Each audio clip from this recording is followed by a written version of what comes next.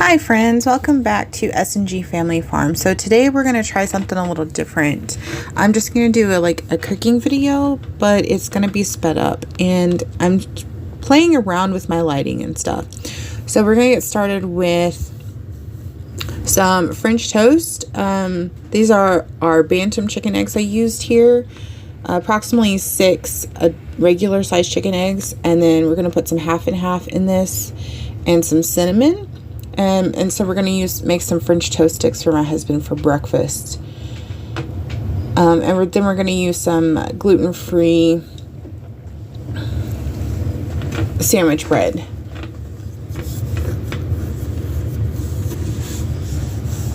I got these little whisks not that long ago, and I really like them. They came in a 3-pack and they're different sizes.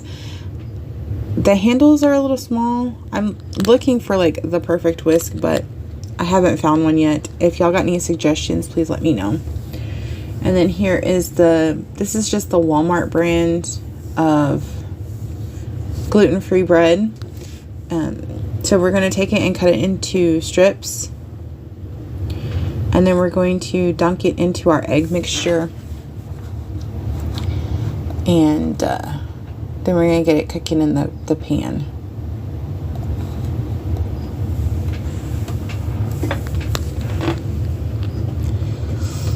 And I'm just putting as many as I can in there. I do spray it with some olive oil spray just so that they don't stick. But this pan is really good about not sticking anyway. But it did help to crisp up and brown those sides of these French toast sticks. Okay, so then once we get those cooked up and plated up, we're going to let them cool a little bit. While all this was going, I did put some turkey bacon in the oven, and that turned out really nice. I really like to cook bacon in the oven because it makes it simple. I don't have to stand over a hot stove and do that. So we're going to put approximately 6 to 8 breakfast sticks in here. That turned out to be a really good amount for breakfast. These that I'm putting in the freezer bags are going to go into the freezer, and then here in a minute you will see that I'm going to put some in a couple of glass containers for breakfast for the next couple days. I really like these pre-prepared breakfasts like this because it allows for my husband just to grab something on his way to work in the morning, and he doesn't have to. He's not that big of a breakfast eater in general, but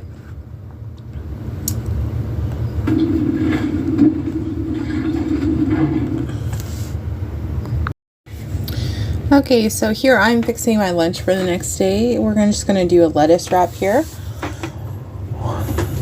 So I'm going to take some cheese and I'm going to cut a couple slices here.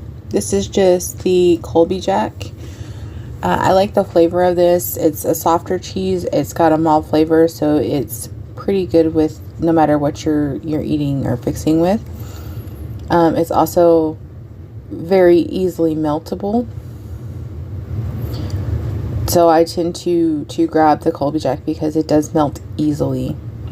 So I use it for mini pizzas or anything, just about everything. I use it for just about everything. Okay, and then I'm going to take my head of iceberg lettuce here, and I'm going to do my best to get a couple of clean whole leaves off of here. The first couple I peeled off, I actually gave those to my chickens the next morning. And I really struggled with making sure, or trying to get these leaves off in whole form to make it more easily to wrap. So you can definitely see me struggle a little bit here, but that's okay.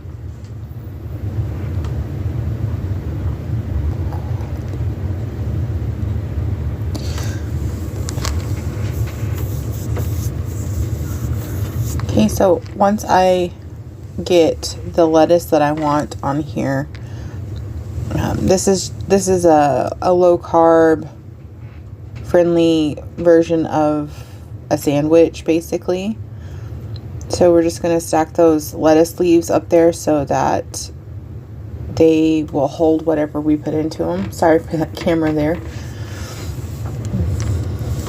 And then we're gonna get some mayonnaise here. This one's Hellmann's, you know, and I kind of just go between different varieties of mayonnaise, whatever happens to be maybe on sale that time when I go to get it. I'm the only one in my house that eats mayonnaise, so it doesn't make much sense for me to make my own mayonnaise. So I do like the flavor of homemade mayonnaise a lot better. But since I'm the only one that eats it, it's easier for me to get it store-bought. So we're going to take some turkey lunch meat here, and then we're going to layer in our cheese. And then I had also cooked up some turkey bacon, which I used on my husband's breakfast. But I was really craving like a BLT club sandwich. Unfortunately, I didn't have any tomatoes. That would have just really made this lettuce wrap. But unfortunately, I didn't have any tomatoes. And then I'm going to take some wax paper and I'm going to roll it up in there to kind of hold it all together. And then I'm going to cut it in half so that it will fit in my lunch container.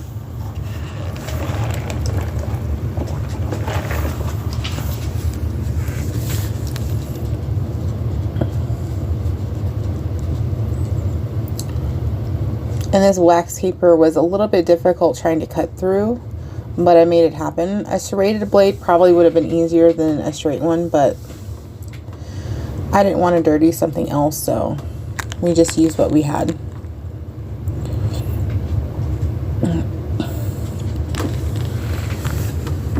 Okay, once I get those in there, I'm going to eat a little bit of this cheese as a little midnight snack before I head off to bed here.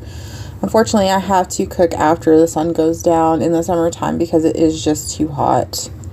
It heats my house up. My stove is gas, and it just makes it impossible.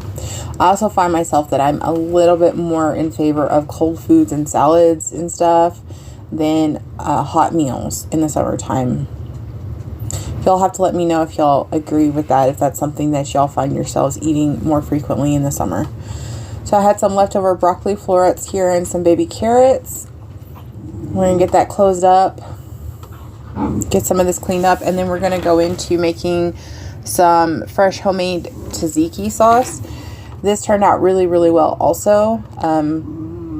I found a recipe that allowed me to pick the serving size I want and go with that. So this is just a 2 serving size. So this is about a quarter to a half a cup, 1 teaspoon of garlic. Sorry if y'all can hear my dogs. And then we're going to put some dill. I think this is, I'm not sure if this is just dehydrated or freeze-dried dill, but it's really good. And then we're some lemon juice in there to give it a little bit of citrusy pop on that. And then we're going to grate our cucumber. So the most important thing when you're making the tzatziki is when you grate your cucumber, you're going to want to absorb most of the moisture out of the cucumber. Cucumbers are technically a melon and they contain a lot of water. Since I had such a small amount of cucumber here, I'm not going to like put it into a cheesecloth or something. I'm just going to get a couple of paper towels. And I'm just going to pat it and kind of squeeze it until most of the moisture is out of there. And then I'm just going to add it to there. And I really didn't care if the seeds were in there. It didn't bother me any.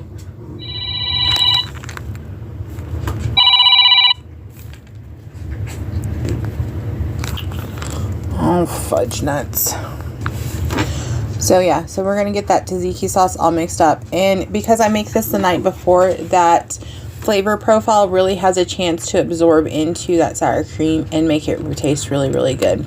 So I'm going to put them up into these 2 little containers, which is perfect. This is just enough to eat with those carrots and broccoli for this purpose. And since it's just me, again, this is something my husband will not eat. He doesn't do dips and stuff. He doesn't do condiments. So I didn't want to make a big batch of tzatziki because I didn't want it to go bad before I got through it. But this was very good. So, and the amount was perfect. I was able to eat this in just a couple days. Okay, so this is actually a couple nights later. I'm gonna prep this cookie sheet for some salmon. I've been hungry for salmon lately, so we're gonna do that. These made really good, easy lunches. They weren't a large quantity for these lunches, but they were very easy. So I got some foil put down here, and then we're gonna go ahead and add some extra virgin olive oil spray to that. I'm just going to give that a good spray because I don't want my salmon to stick. And then we're going to put down, I believe I ended up cooking 4 salmon fillets. These are just the frozen wild-caught Atlantic salmon fillets that you can get in most of the grocery stores. In this case, I got these from Walmart. And then I just thawed them out so that I could put them in the oven real quick. And then we're going to top these with a lemon pepper seasoning. That is one of the few flavor profiles my husband and I both enjoy. And so we're going to get that done right quick. And those are just going to go into the oven at 350 for 10 to 15 minutes until they're flaky. I did undercook these slightly because I know that they were going to be put into the microwave to be reheated, and I didn't want them overdone. Okay, so here I've got 4 containers out here prepped. I've got some sliced butter. And so in the bottom of these, we're going to put some asparagus spears that I just microwaved in the microwave until they were almost done. I cooked the first bag a little bit longer, and then after I thought about it, I cooked the second bag a little less. And then I'm just trying to divide up the amount of asparagus between these. So I did 2 bags. And then I'm going to put a slab of butter on these, and then I'm going to top them with some salt, which is the pink Himalayan salt.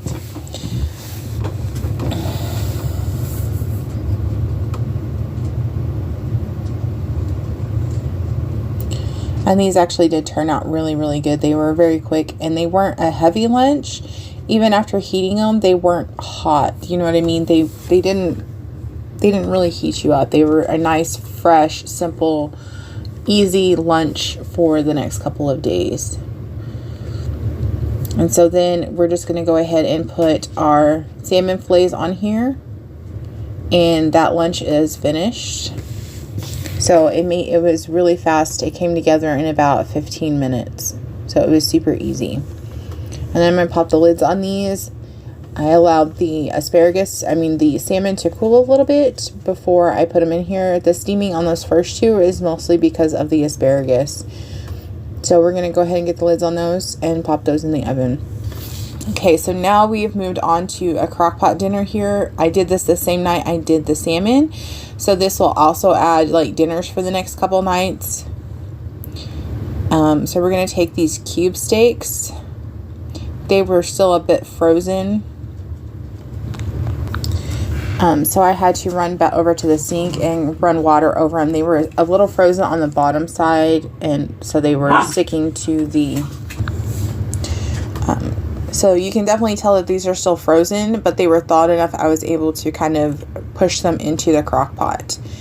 And so then we're just going to top it with a couple of cans of Rotel. This is kind of like a version of what they call a Swiss steak. The tomatoes, even though the steak is already tenderized, the tomatoes and then the peppers really help with that. And then we're going to throw in some Worcestershire sauce here. And then we're going to add a little bit of garlic powder and some salt to this. I kept it really plain and simple. You can add this over the top of egg noodles or mashed potatoes or anything like that. And it's just a very simple, easy thing to do. Anyway, I put this in the crock pot. There's no need for extra moisture. The juice from the tomatoes was enough, and then the meat put off some from moisture too. And I just set that for 8 hours, and it was good to go for the next morning. Alright friends, so that's going to be it for today. So please like, share, and subscribe, and we will see you next time.